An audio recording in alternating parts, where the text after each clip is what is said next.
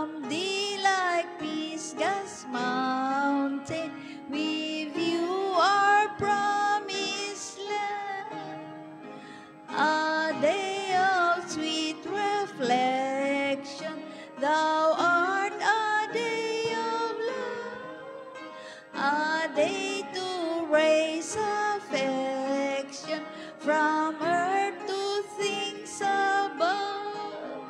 New graces ever gain from this our day of rest. We seek the rest remaining in mansions of the blessed.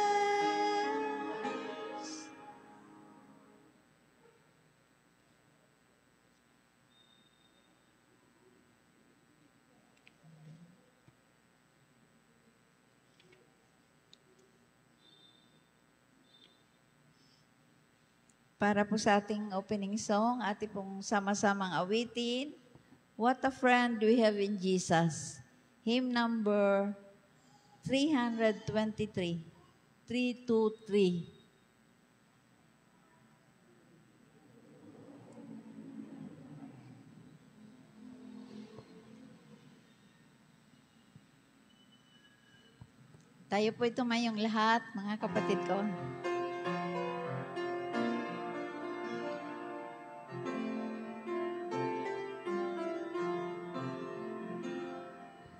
What a friend we have in Jesus, all our sins and griefs to bear. What a friend he leads to carry everything to God in prayer. Oh, what peace we often forfeit. Oh, what needless pain we bear.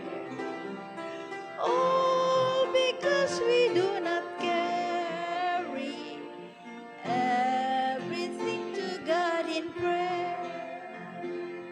Have we trials and temptations? Is there trouble anywhere? We should never be discouraged. Take it to the Lord in prayer. Can we find a friend so faithful who will also share? Jesus knows our every weakness. Take it to the Lord in prayer. Are we weak and heavy laden, cumbered with a load of care? Precious Savior, still our refuge. Take it to the Lord in prayer. Do thy friends despise, forsake thee? Take it to the Lord in prayer. In his arms he'll take and shield thee. Thou wilt find a solace there.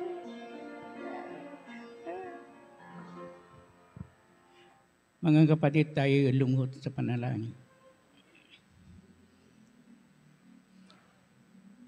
Dakila namin Diyos na sa kataas-taasan ng mga langit. Sa oras nito, Panginoon Diyos, nagpapasalamat kami naman sa iyo, Panginoon Diyos, sa iyong kabutihan at pagmamahal na pinadamang sa amin sa buong isang linggo at ngayon, andito kami, tipon-tipon na magsamba sa iyong banal na pangalan. Panginoon Diyos, hinihingi ko sa iyo kung ano man ang nagawa namin na kasalanan na hindi karapat-dapat sa iyong harapan. Panginoon Diyos, patawarin mo kami parang amin pagsamba ngayon sa gabing ito ng Sabat, Panginoon Diyos.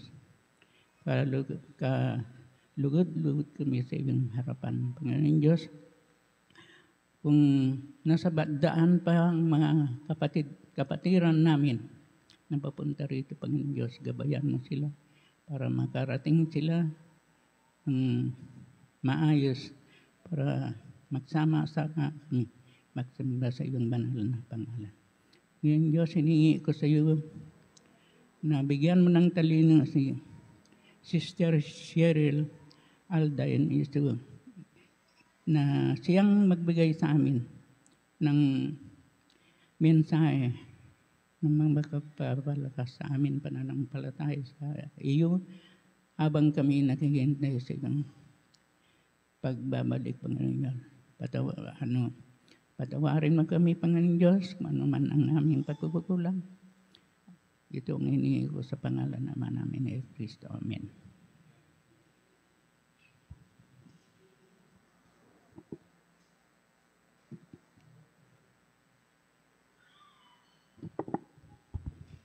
Magandang gabi po sa lahat, mga kapatid. Magandang gabi po. Okay, amen.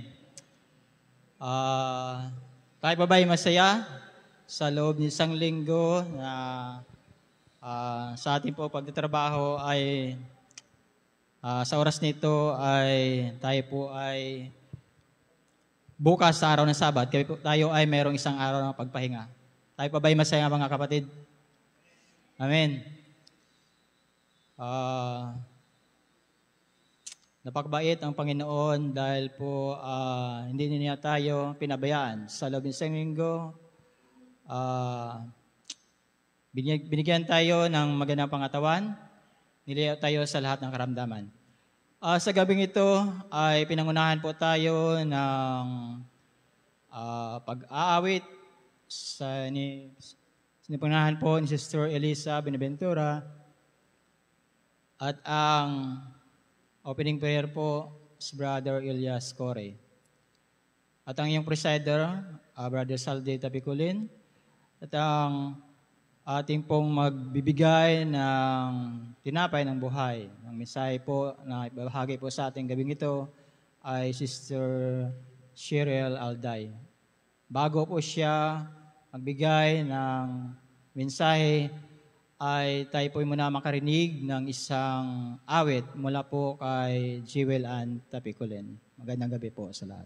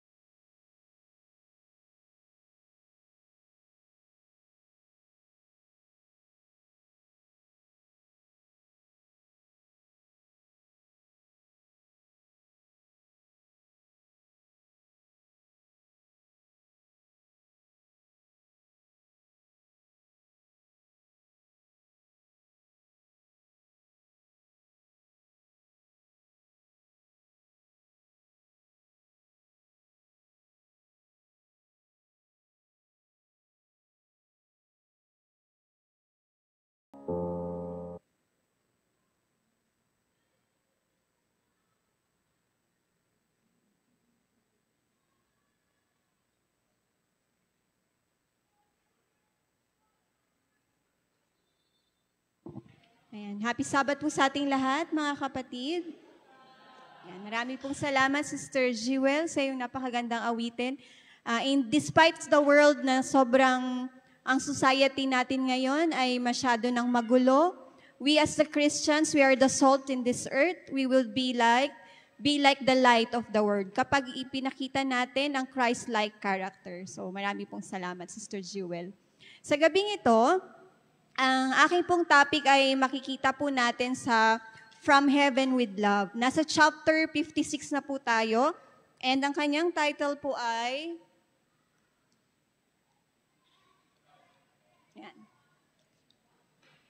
Jesus' Love for Children.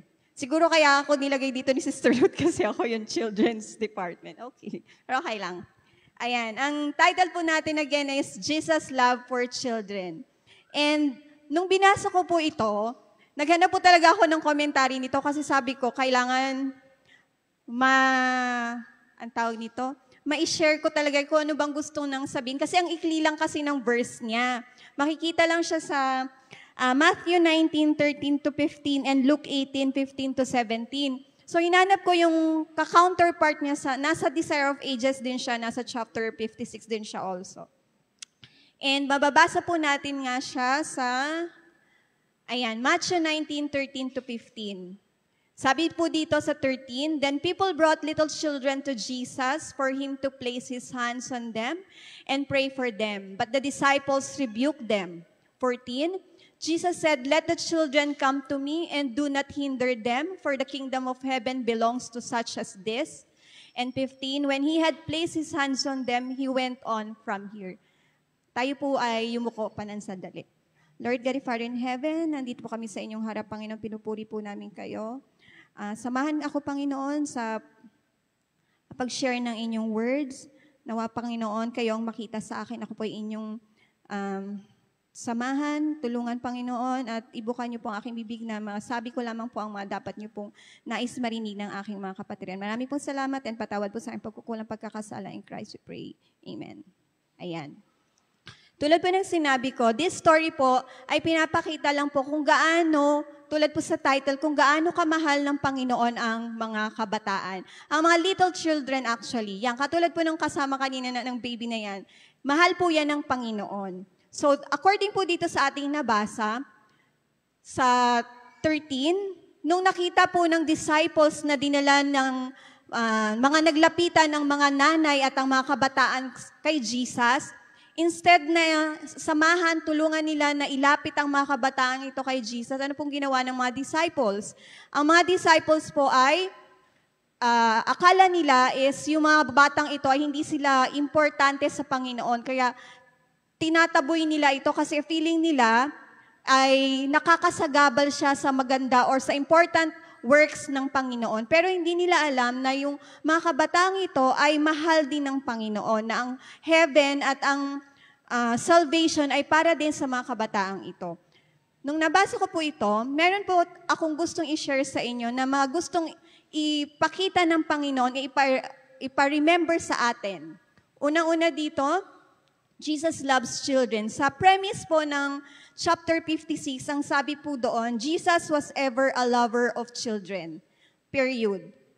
Wala na siyang ibang sinabi. Basta sabi lang doon, Jesus was ever a lover of children. So, ibig sabihin, simulat sa pulpa po, ang mga kabataan ay katulad din po yan ng pagtingin niya sa atin. Mahal po niya ang mga bata, though hindi pa yan naiintindihan kung ano ang mga words, ang mga laws, pero yung mga bata na yan, yung mga baby na yan, yung mga infant na yan, yung mga batang nagtatakbuhan dito sa simbahan, sa loob ng simbahan, mahal po yan ng Panginoon. Despite the age ng mga batang ito, na hindi pa sila ganong nakakaintindi, mahal ng Panginoon ang mga kabataang ito.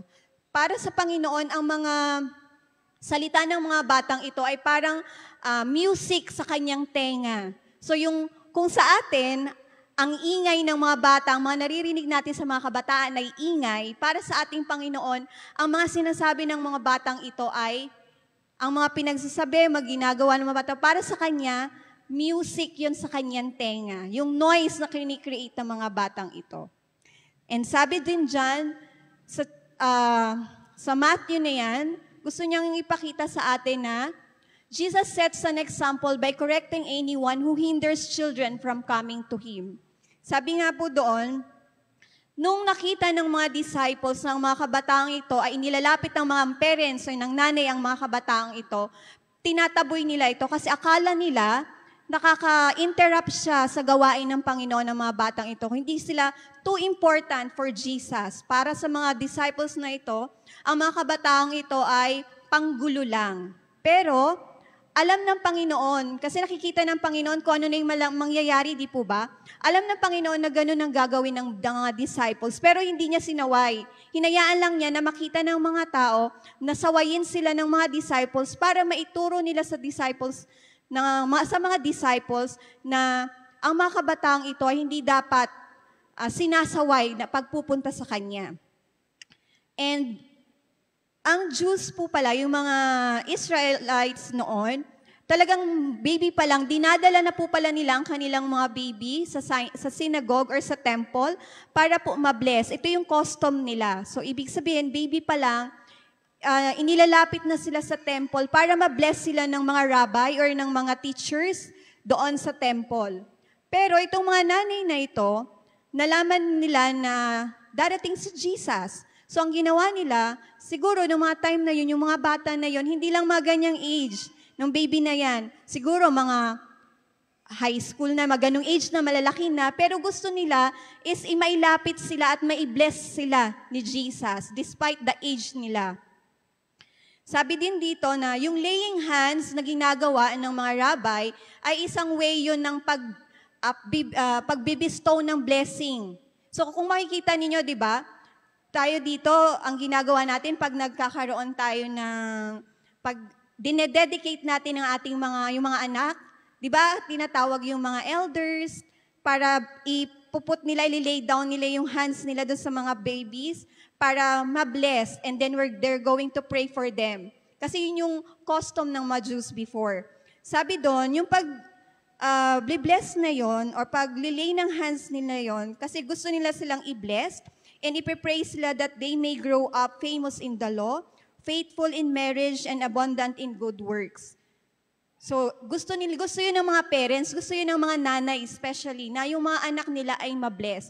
Kaya gusto nilang ilapit yung mga anak nila kay Jesus. Kaya lang nga, yung mga disciples, kasi akala nila nakakagulo lang sila sa gawain ng Panginoon, tinataboy nila. Pero dito, pinapakita ng Panginoon sa mga disciples na hindi, wag. Kasi ang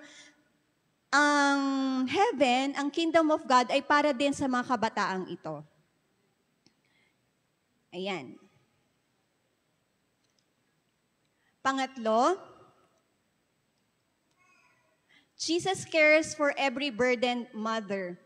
Dear parents, dear mothers especially, naririnig ng Panginoon ang ating mga prayers para sa ating mga anak. Alam ko po na ako, katulad ko bilang nanay, ang unang-una nating kagustuhan para sa ating mga anak ay lumaki sila ng maayos, lumaki silang kumikilala sa Panginoon at lumaki silang nasa tama. Tama po ba? Ang Panginoon po ay naririnig niya ang hinaing ng isang ina. Naririnig niya ang hidden prayers, yung mga prayers yung gusto ng mga nanay para sa kanilang mga anak. Alam ko na sa panahon ngayon, meron tayong mga anak na napapariwara, may mga anak tayo na hindi sumusunod sa atin, mga anak na medyo tumataas na yung boses sa atin. So may mga silent prayers tayong mga magulang para sa kanila. And Jesus always hears your silent prayer.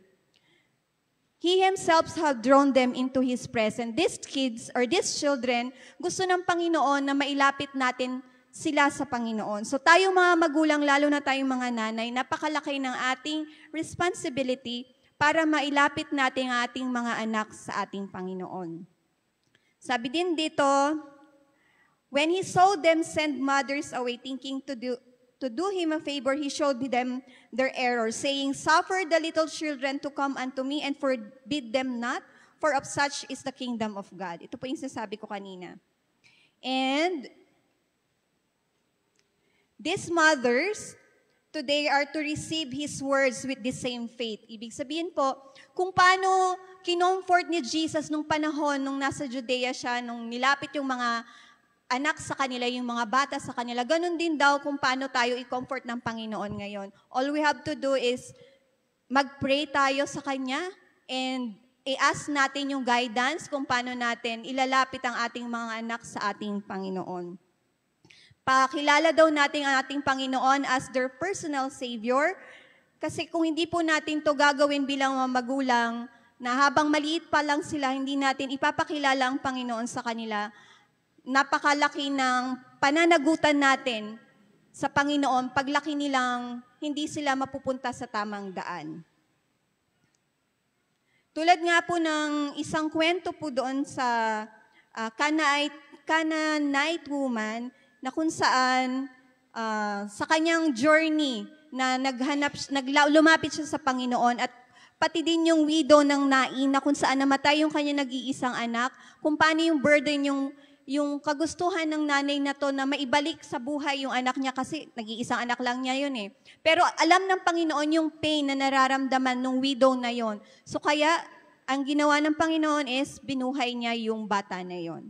So, dear mothers, nararamdaman po ng Panginoon kung ano po ang ating mga silent prayers, ang ating mga hinaing, ang ating mga burden tungkol sa ating mga anak. All we have to do po ay to seek His guidance kung paano po natin mapalaki ang ating mga anak. And let the mothers come to Jesus with different kind of problems and confusions. Ito nga po yung kung paano natin ilalapit ang ating mga anak. Kapag tayo ay marami tayong problema, kailangan lang natin pong lumapit sa ating Panginoon.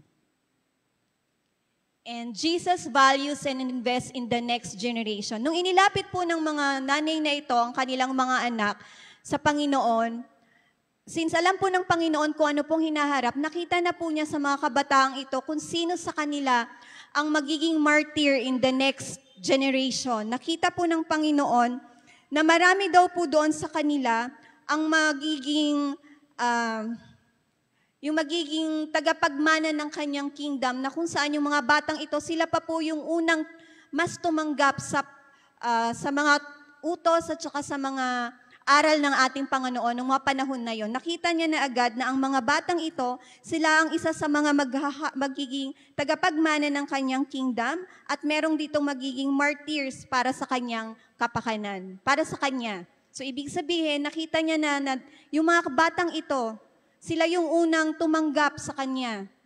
So sa murang edad nila, mas tinanggap nila yung aral ng Panginoon. Isipin natin that time yung mga tao na, mga Israelites na kasama ng Panginoon, marami dun sa Kanya ang hindi tumanggap. Pero itong mga batang ito na inilapit ng mga magulang, nakita na ng Panginoon then in the near future, itong same mga batang ito, sila pa ang magtataguyod ng Kanyang salita. So kaya hindi po natin pwedeng i-judge agad ang isang bata dahil malikot siya, maingay siya dito, magulo, hindi nakikinig sa Sabbath school. Hindi po natin siya pwedeng i-judge. Malay natin, isa siya sa magiging pastors. Later on, malay natin, isa siya sa magiging leader ng ating simbahan. So hindi po tayo pwedeng mag-judge sa mga batang ito. All we have to do po is let us guide them. Yun na lang po ang magagawa natin para sa kanila is to guide them. Huwag natin po silang i-judge. And yung mga batang ito, siguro nung time na yon, yung mga batang ito, marami po silang questions sa ating Panginoon. Sabi kasi dito, in His teaching, He came down to their level. Ibig sabihin, nung nagtatanong ang mga kabatang ito sa ating Panginoon, in-explain niya yung mga turo, yung mga laws, na kung saan kayang abutin ng kanilang murang edad na maiintindihan nila ang mga pinagsasabi or mga laws na naririnig nila. So same thing, ganun din po tayo. Hindi po dapat tayong magtuturo sa mga bata na kung saan gagamit tayo ng mga big words na kung saan hindi po nila agad maiintindihan. Kailangan natin silang turuan in their own level na kung saan, tulad nga ng Panginoon, gumamit siya. Sinimplify niya yung mga important lessons to meet their childish understanding. So, ang Panginoon, gumamit siya ng mga words na kung saan mas madaling maintindihan ng mga kabataang ito ang kanyang salita. Ganon din po tayo bilang mga magulang. Hindi po tayo pwedeng magturo sa mga anak natin na ganito agad na, ganito yung mga commandments, ganito ang turo, ganito ang salvation. Dapat, di ba, nag-uumpisa tayo sa umpisa, bits by bits. para kung saan mas madali nilang matutunan. Hindi naman natin sila agad tuturuan sa kinder ng, ito ang salvation, ito ang Ten Commandments. Di ba ituturo muna natin yung love ni God, tinuturuan mo natin sila ng mga music, kung saan maipapakita natin kung gaano kamahal ng Panginoon ng mga tao. Like for example, yung read your Bible, di ba gano'n naman talaga yung ginagawa natin? Nag-uumpisa tayo ng mga pagtuturo na kung saan mas mabilis nilang maintindihan. Parang sa mga teachers, hindi naman po kami magtuturo ng biglang malaking ideas nang hindi kami nag-i-scaffolding ng isang maliit na ideas. Hindi po pwedeng ganon. Kailangan po kami magbigay ng maraming analogies, so maraming explanation, or maraming practices para mas mabilis makuha ng isang estudyante. Ganon din po yung mga kabataan natin. Hindi tayo pwedeng magturo sa kanila mga big words agad, mga big mga salvation, kung hindi naman nila agad naiintindihan. Kailangan natin silang turuan na kung saan mas maiintindihan nila in their own level. Ganun po. And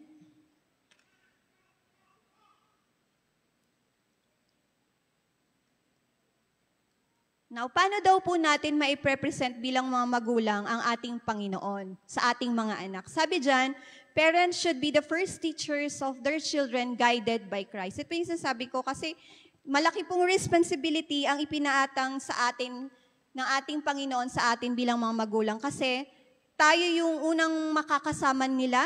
Hindi naman natin sila agad ilalabas sa simbahan, kundi tayong mga magulang yung unang nilang kasama sa ating tahanan. Kaya sabi dito, kailangan tayo sa ating tahanan, magkaroon tayo ng education, spiritual things sa bahay. Maging Christian home tayo na kung saan tuturuan natin ating mga anak about sa love and forgiveness ng ating Panginoon. Sabi po, it is still true that children are the most susceptible to the teachings of Gospels.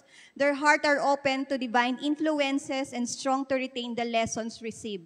Sabi po nila, mas mabilis pong tumanggap ng aral ang mga kabataan. Mas open ang kanilang puso at isipan na tumanggap ng mga aral ng ating Panginoon. So, ito yung mga formal days na kailangan natin silang tutukan. Kasi kung hindi po natin sila tuturuan ng tama at lumabas po yan sila sa ating tahanan, wala po tayong na-build na relationship sa kanila sa pagtuturo tungkol sa Panginoon. Mas mabilis po silang masway sa mga sinasabi sa labas kung hindi natin sila tuturuan dito sa loob ng ating tahanan.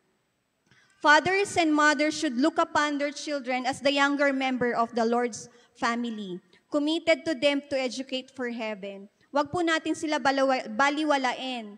Baka iniisip natin, ay, maliit pa lang to, tulad nila Mikay, nila Siti, nila Lian. Akala natin maliliit pa lang sila. Pero yung mga aral na ipinapakita natin sa kanila, yung mga aral na itinatanim natin sa kanila, nakatanim na yan eh. Kumbaga, let the Holy Spirit na lang na mag-mold sa kanila. Pero tayo, yung mga kinukwento natin sa kanila, hindi man sila nakikinig, I know at naniniwala ako na nakatanim yan sa isip nila. And later on, magagamit, hindi mo nyo namamalayan, nagkukwento na yan sa kaibigan nila, kung ano yung narinig nila dito sa loob ng simbahan. Di ba nga, minsan lang nila marinig yung mga kanta, pag uwing nila sa bahay, inuulit-ulit nila. Hindi man kumpleto yung lyrics, pero nandoon, beats by beats, may words silang nasasabi. Kasi mabilis yung nila, para silang sponge. Mabilis silang makakuha ng makapick up ng mga words, o mabilis silang makaintindi. Akala lang natin, hindi sila nag-iintindi, pero nag-iintindi sila. And napaka-observant nila, keen-observant ang mga batang ito. The lesson that we ourselves learn from Christ, we should give that to our children. As the young minds can receive them, little by little, opening to them the beauty of the principles of heaven. Kaya dapat daw ang ating tahanan ay maging isang Christian home na kung saan mamumold natin ang ating mga anak. Second, parents should show God's goodness through love and forgiveness. Sabi po, may nabasa po ako na ang mga magulang daw, sila, di ba, since sila ang nagmumold sa kanilang anak. So wala daw po tayong pwedeng sisihin kung bakit ang isang bata ay nag-come out into a terrible person, kundi ang parents. Bakit po kaya? Kasi di ba sabi ko po, ang mga batang ito, nandyan yan sa loob ng tahanan. Kung ano po yung nakikita nila, nagre-reflect po yon sa kanila. Like for example, kung nakita nila yung nanay at tatay nila laging palaaway, laging nagsisigawan, most likely that child, yung bata na yon, pag lumabas yon, makikipag-away din yan sila kasi hindi nila alam kung tama, mali ba yung nakikita nila. So sabi dito, we should teach them to bring their sins to Jesus, asking His forgiveness and believing that He pardons and receive them as He received the children when He was personally on earth. Dapat daw as young as they are, ituturo na natin sa kanila yung kapag nagkamali sila, papatawarin pa rin sila ng Panginoon. Lalapit sila sa Panginoon, tuturuan natin sila kung paano mag-pray, paano nila sabihin yung kanilang innermost thoughts sa Panginoon, kung paano nila kakausapin ng Panginoon. Pero sasabihin natin sa kanila na yung mga nagawa mo is patatawarin ka ng Panginoon, pero kailangan hindi mo siya uulit-ulitin. Example ko na lang po, wala po akong ibang may example kundi yung mga anak ko. Lagi ko sinasabi sa kanila na you can talk to Jesus na parang wala lang, parang barkada lang, na kahit nakaupo kayo, nakahiga kayo, kung ano mang ginagawa ninyo, kung may nagawa kayo, let Him know kung ano yun. Hindi mo man sa akin masabi, bilang nanay, bilang daddy nila, sa tatay nila, you can talk to Jesus. Kailangan yung sabihin, and pwede kayo ay patatawarin ng Panginoon kapag sinabi nyo. Pero God is very lovable. Kanyang kayang patawarin kung ano man po ang ating nagawa. Yun din po dapat yung ipapaaral natin sa ating mga anak. Katulad din daw po ng mga nanay, the mother teaches her children to obey her because they love her. She is teaching them the first lesson in the Christian life. Kaya mother po talaga laging binabanggit dito kasi tayong nanay ang laging kasama ng ating mga anak. So mother, kaya laging mother teaches her children to obey her kasi out of love, di ba? O, sundin mo ako kung mahal mo ako. Di ba lagi natin sasabing ganon? Parang ganon din. Kung mahal mo ang Panginoon, kailangan mong sundin ang Panginoon. So, kung habang nagtuturo tayo sa mga anak natin, itinuturo na rin natin yung pagmamahal ng Panginoon sa kanila. Third, parents should mirror God's love in their everyday action. Tayo din mga magulang, we should walk the talk. Kumbaga, kung ano yung itinuro natin sa kanila, kailangan tayo din sa sarili natin, we're going to do that. Hindi yung nagsabi tayo, pero nakikita nila sa atin na hindi naman natin ginagawa. Kumbaga, nagtuturo tayo, pero taliwas naman yung ginagawa natin. So, dapat, nagmi-mirror yung mga Christ-like characters sa ating mga magulang para makikita din yun ng mga anak natin sa atin. Sabi po, ito ulit, the mother. The mother's love represents to the child the love of Christ, and the little ones who trust and obey their mother are learning to trust and obey the Savior. Jesus was the pattern for children, and He was also the Father's example. So, kailangan maging example nating mga magulang ang Christ-like character ng ating Panginoon sa pag-guide sa ating mga anak. And hindi po talaga natin yung magagawa sa sarili nating kakayanan. So we always have to ask God's guidance. Kailangan po talaga natin yung ipag-pray na sana yung the way nating palakihin ng ating mga anak ay naayon sa Kanya. Parents, in the training of your children, sabi po dito, kailangan daw natin study ang lesson that God has given in nature. In what way? Tulad din po daw ng isang analogy na pinakita dito, na isang gardener. Paano daw ba alagaan ng isang gardener ang kanyang alagang tanim na mga flowers? Siyempre, ano pong gagawin niya para mag-bloom ang isang flower? Lalagyan niya ng fertilizer, didiligan niya, aalagaan niya ng maayos. Diba? Minsan pa nga kinakausap ang mga bulaklak para ang mga halaman para mamulaklak sila. Sabi dito, dapat ganun din daw yung gawin natin mga magulang. Yung analogy tungkol sa paano magpabulaklak sa mga halaman, dapat ganun din daw ang gawin nating mga parents. Kailangan daw nating alagaan sila ng maayos. Kung kailangan natin diligan sila, kung kailangan natin silang paarawan, pero hindi syempre yung dilidiligan. Kumbaga, bibigyan natin sila ng aral about kay Jesus, tuturuan natin sila ng tama, and dealing with your children, follow the method of Christ. Kung paano na maging mabuti ang ating Panginoon, yung mga character ng ating Panginoon, ganun din daw yung ituro natin sa ating mga anak. Encourage the expression of love towards God and towards one another.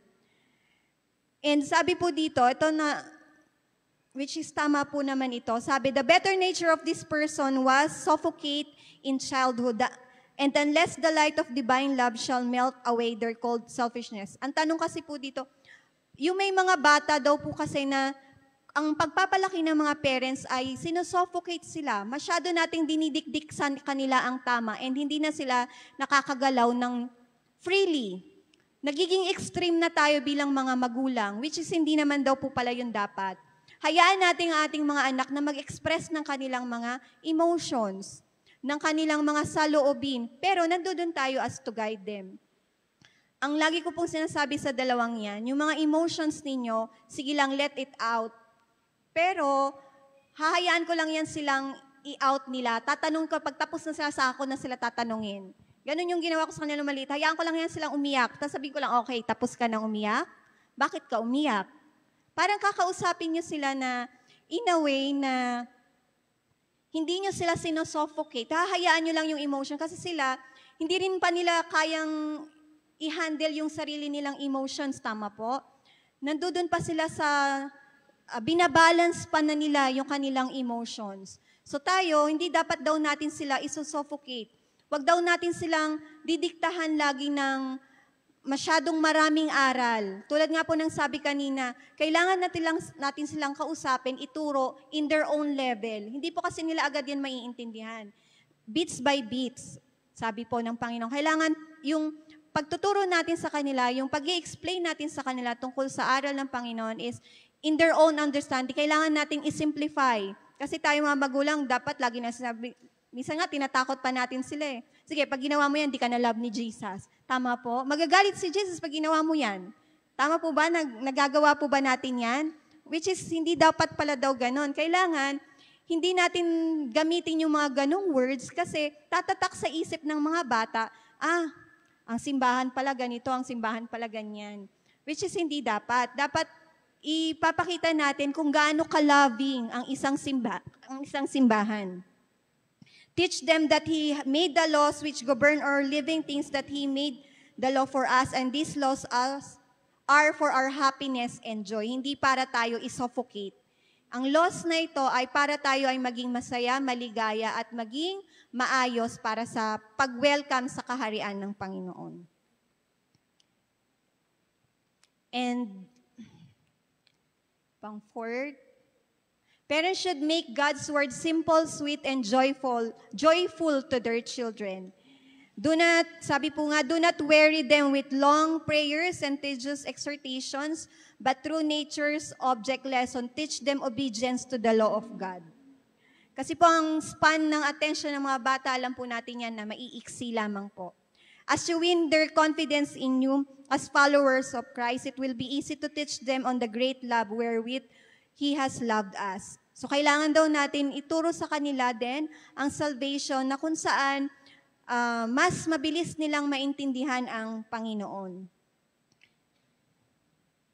And lastly, parents should be Christ's agent in drawing these children to Savior. Sabi nga po, many parents do not understand how much they are responsible for these traits in their children. So napakalaki po talaga ng responsibilidad natin bilang mga magulang para mailapit natin ang ating mga anak sa ating Panginoon. Let not your un-Christ-like character misinterpret Jesus. So tulad ng sabi ko kanina, dapat yung nami-mirror sa atin yung mga Christ-like character. Kasi yung mga kabataan minsan, kung anong nakikita nila sa atin na mga magulang, akala nila tama yon. So sa atin sila nagbe-base. So dapat tayo maging maingat tayo sa mga salitang sinasabi natin, sa mga gawang ginagawa natin kasi doon sila nagpa-pattern. Ginagaya tayo ng ating mga anak. But they have not the tenderness and wisdom to deal with the erring ones whom they have made what they are. Sabi din po dito na ang mga ang mga kabataan po ay mahal ng Panginoon kahit na ano pa po ang kanilang pag-uugali. Huwag po natin sasabihin na, ay hindi ka behave, so hindi ka mahal ng Panginoon. Sabi dito, His heart, Jesus' heart, is drawn out not only to the best behaved children, but to those who have inheritance, objectionable traits of character. O yung mga batang, sinasabi natin yung mga batang matitigas ang ulo, yung mga hindi pasaway, yung mga hindi nagbibehave. Mahal din yan ng Panginoon. Equal ang pagmamahal ng Panginoon sa mga bata maging sa ating lahat. So tayo mga magulang, dapat daw tayo yung agent o katuwang ng ating Panginoon na mailapit natin ang mga kabataang ito sa Kanya. And the Christian's worker, or we, the parents, may be the Christ agent in drawing these children to Savior. Dapat tayo ang maging way para makilala ng ating mga anak ang ating Panginoon. Hindi tayo yung maging reason para lumabas sila sa simbahan. Nawa tayo mga magulang ang maging reason na maging mas malapit at mas makilala nila ang Panginoon, ang pagmamahal ng Panginoon at ang kanyang salvation ng kanyang heaven ay para sa mga kabataang ito. And lastly, ang sabi po dito, by wisdom and tact, He may bind them to His heart. He may give them courage and hope, and through the grace of Christ, may see them transformed in character, so that of them it may be said, of such is the kingdom of God. Nawa yung mga kabataang ito ay mamold ng natin, bilang mga magulang, mamold natin sila in Christ-like character, may lapit natin ang mga kabataang ito sa Panginoon, na hindi tayo yung maging reason para mawala sila sa simbahan, hindi tayo maging reason na hindi nila maintindihan na ang pagmamahal ng Panginoon ay para sa atin. Meron nga pong sabi dito, when Jesus told the disciples not to forbid the children to come to Him, He was not speaking to His followers in all ages. Kanino si Jesus nagtutalk? Jesus talked to the officers of church, to the ministers, to the helpers, and all the Christians. So, hindi nawa ang isa sa atin ang maging reason para ang mga kabataang ito ay hindi makilala ang mga Panginoon, bagkos tayo sana ang maging reason, maging agent, na kung saan mas mapalapit natin ang mga kabataang ito sa ating Panginoon. Kaya kung may makikita tayong mga kabataan dyan na malikot, wag po natin silang i-judge, malay po natin sila in the near future, sila po ang magiging mga leaders, future leaders, mga future pastors, mga future elders. Bagkos i-guide na lang po natin sila at iparamdam natin na sila na ang heaven, ang salvation, ang forgiveness ng Panginoon, ang love ng Panginoon ay nasa kanila kahit po sila ay mga bata pa. And parents, katulad na parents na katulad ko po, nawa ang ating tahanan ay isang maging Christian home na kung saan maiga-guide natin, may mamold natin ang ating mga anak at mailapit natin sa Panginoon. Yan po ang aking panalangin. Amen.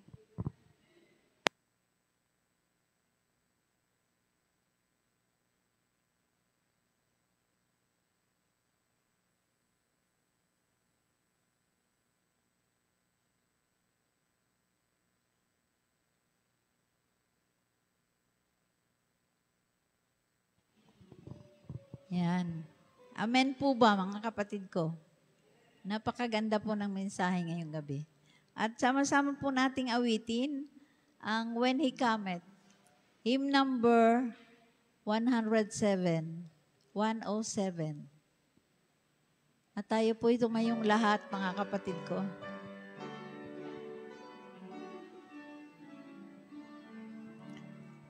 When He cometh to make up His jewels, all His jewels, precious jewels, His love and His own, like the stars of the morning, His bright crown adorning, they shall shine in their beauty, bright gems for His crown. He will gather the gems for His kingdom, all the pure ones, all the bright ones, His love and His own. Like the stars of the morning, His bright crown adorning, they